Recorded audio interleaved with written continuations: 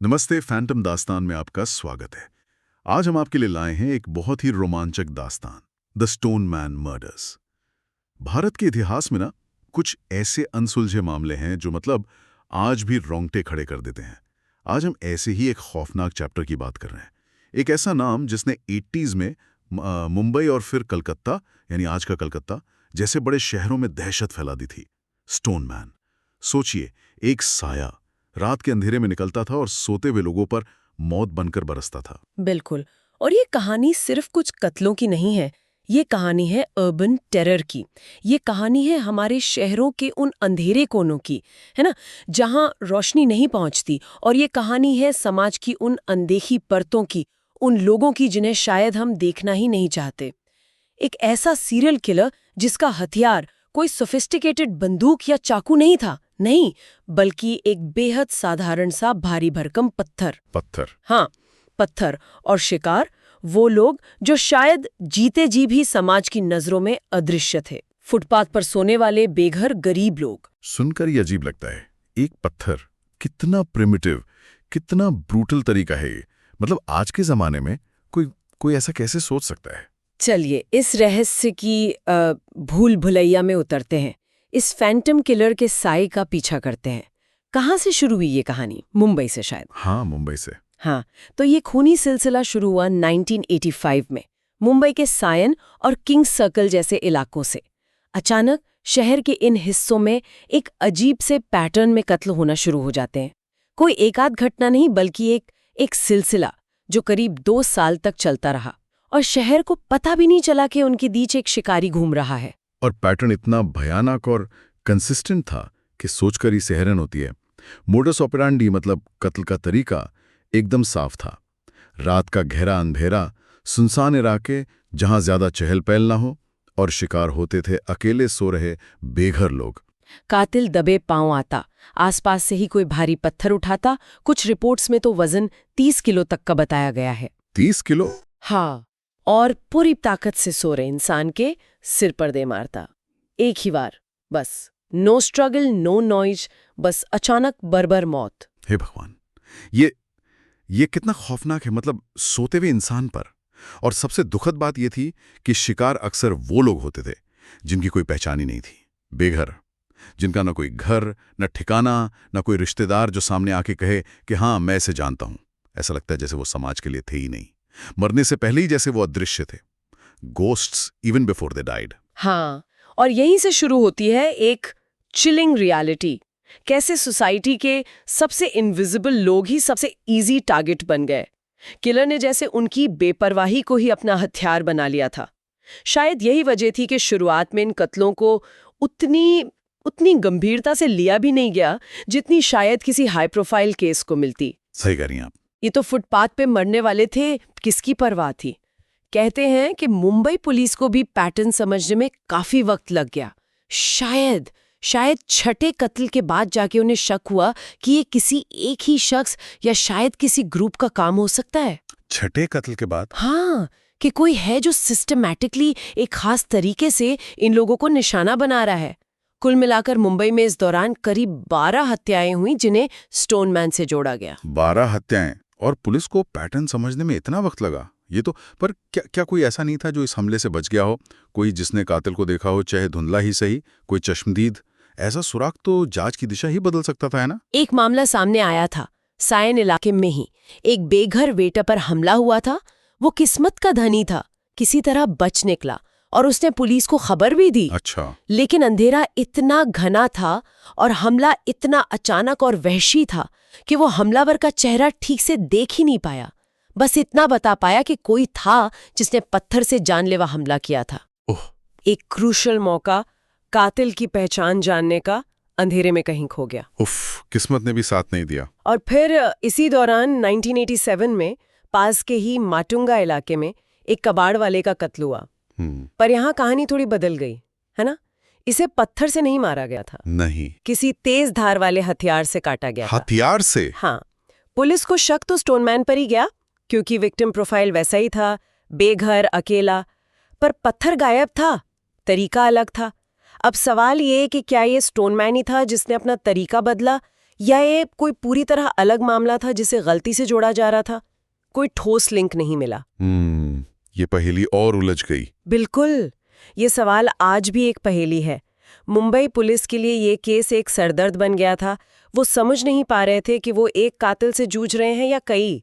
और फिर 1988 के मध्य में जितनी रहस्यमयी तरीके से हत्याएं शुरू हुई थी, उतनी ही रहस्यमयी तरीके से बंद हो गईं। हाँ, अचानक बंद हो गईं। मुंबई में स्टोनमैन का आतंक थम सा गया। शहर ने शायद राहत की सांस ली होगी, लेकिन केस वो अनसुलझाई रह गया। No arrest, no closure, no answers, बस खौफनाक यादें। मुंबई में खामोशी छा गई। लेकिन जैसा आपने कहा, कहानियां खत्म नहीं हुई थी। ये तो बस इंटरमिशन था। ये डर का साया, ये आतंक अब दूसरी मेट्रो सिटी की तरफ बढ़ रहा था। 1989 की गर्मियां और ठीक वैसा ही खौफनाक पैटर्न कलकत्ता यानी आज के कलकत्ता में उभर कर आता है, जैसे कोई बुरा सपना लौट आया हो। और समानताएं इतनी ज्यादा थीं, इतनी ज्यादा कि इसे कोइंसिडेंस कहना मुश्किल था। It was chillingly familiar, almost a carbon copy.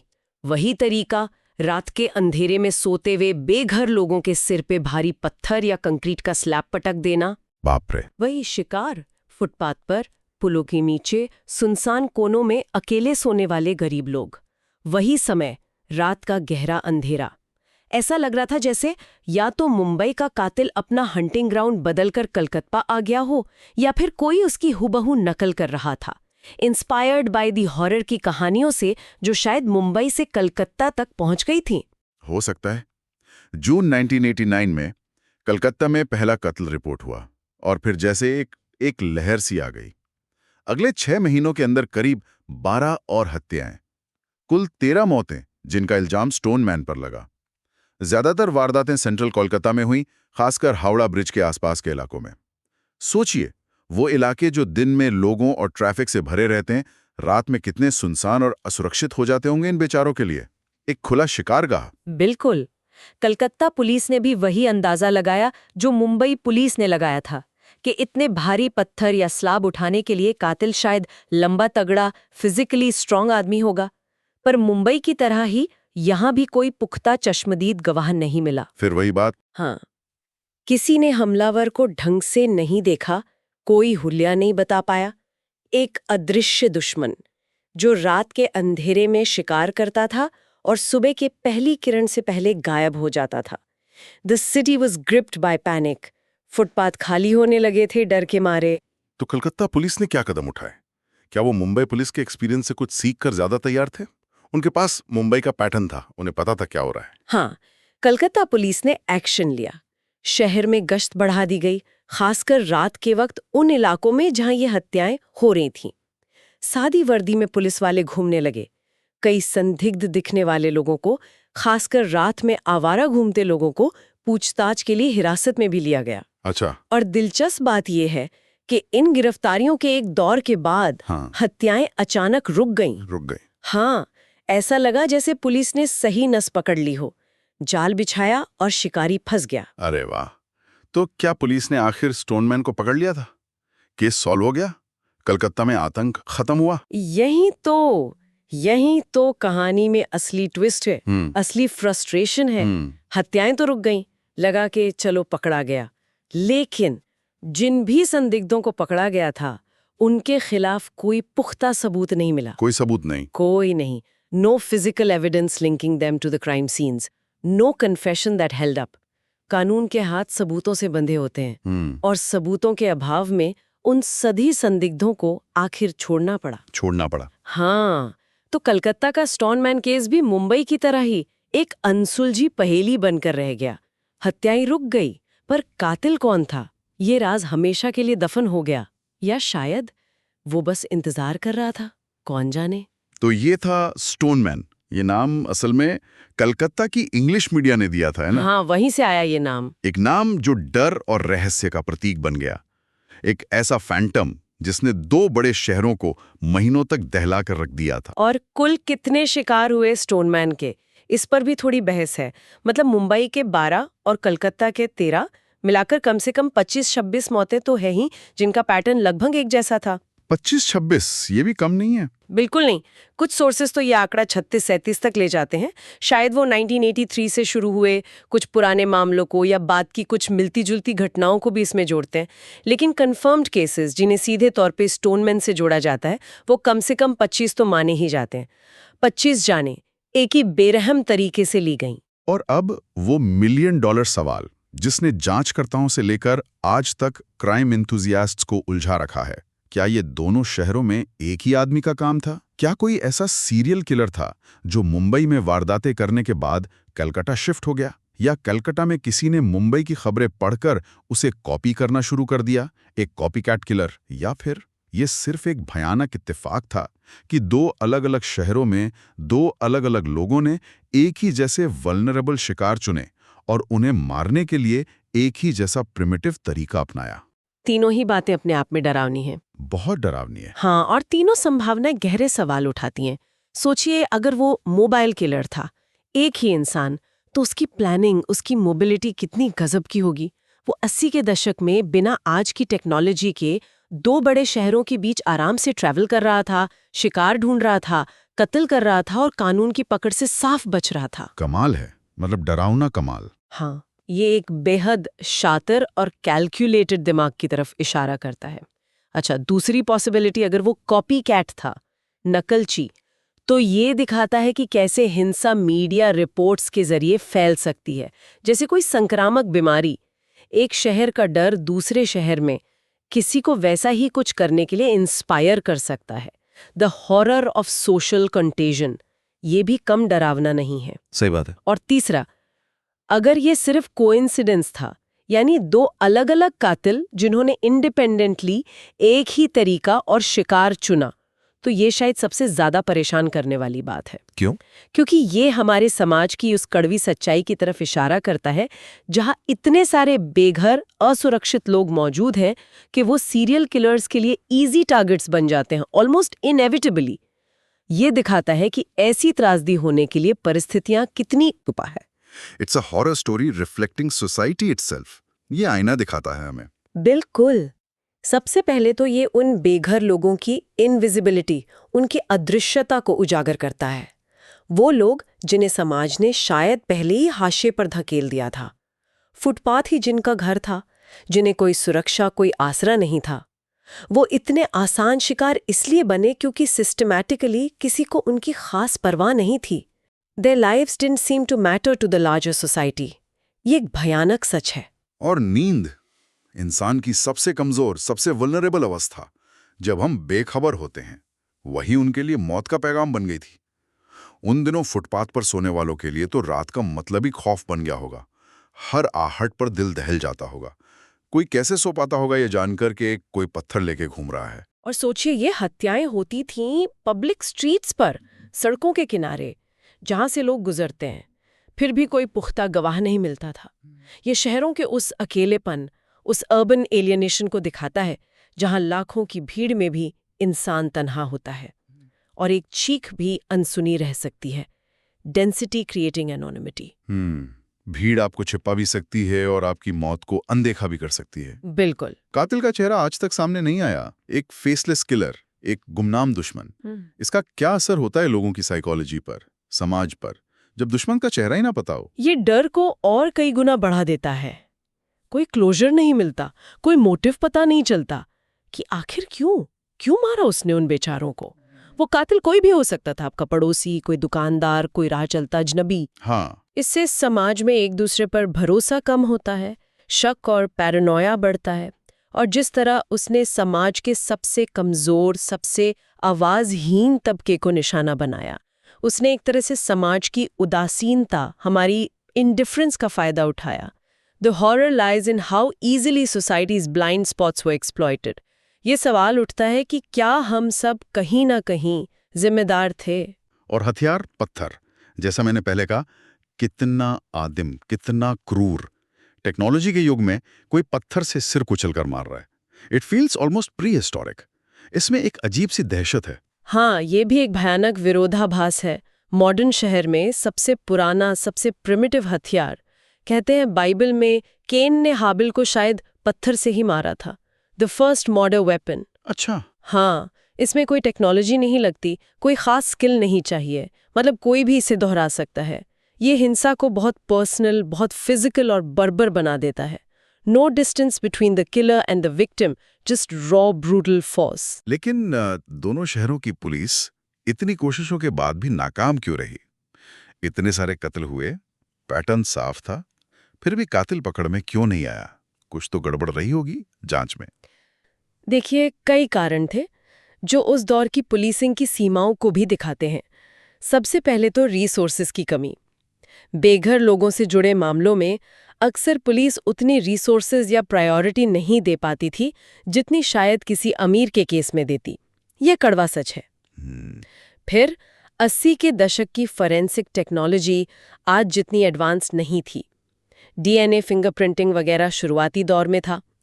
खुले फुटपाथ पर क्राइम सीन को प्रिजर्व करना, बारिश या लोगों की आवाजाही से सबूतों का नष्ट हो जाना, ये सब बहुत बड़ी चुनौतियां थीं। सही बात है। ऊपर से पीड़ितों की पहचान ना हो पाना, उनके बैकग्राउंड का पता न चलना कि उनकी किसी से दुश्मनी थी या नहीं, इन सब ने जांच को बेहद मुश्किल बना दिया। Police was fighting blind in many ways. Media ने इसे कवर किया, नाम भी दिया स्टोन मैन, पर क्या उससे कोई हल निकला?